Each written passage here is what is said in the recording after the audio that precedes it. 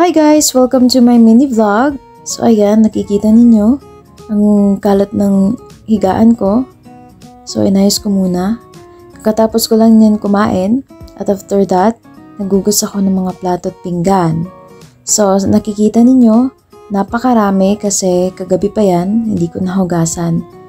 Kasi napagod ako kahapon. Nag-practice kasi kami kahapon ng para sa pinning ceremony namin at ayan, napagod na. At ayan, malinis na po yan. Pasensya na po sa mga nakikita ninyo. At next naman na ginawa ko ay nagwalis. Kasi wala naman tao sa bahay, so ako na lang muna mag-isa. So naglinis ako. After nun, naligo na ako. Kasi meron pa kasi akong imi-meet up na tao. Kasi meron akong kailangan sa kanya.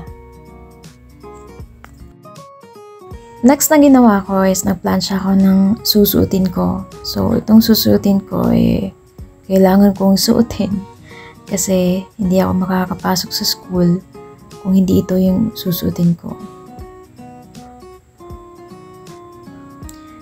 Nag-belt na ako niyan kasi kahit kasya sa akin yan sa hita, pagdating naman sa bewang ko hindi masikip. Yan. Next naman ang ginawa ko is naglagay ako ng toner sa aking face.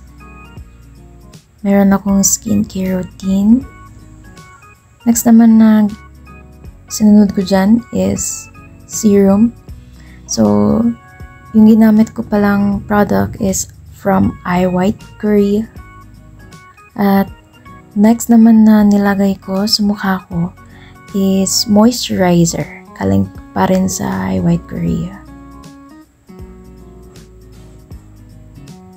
Next naman na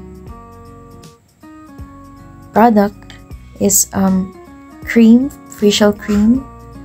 Ito yung makeup based.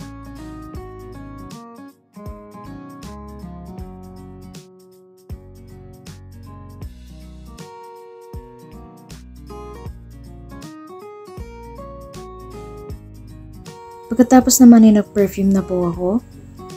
At sumunod ay nag-toothbrush na ako. Yan talaga yung daily routine ko pag pumasok ako ng school. Pagkatapos naman ay nagsuot na ako ng sapatos. At voila! Ready na ako! Pagkatapos ay bumiyahe na ako papunta sa ka-meet up ko. So, itong ka-meet up ko, ang hihiramin ko lang naman sa kanya is ang uniform po. At nandito naman ako sa library kasama ng mga classmates ko. And then waiting for our practice. And that's all for today.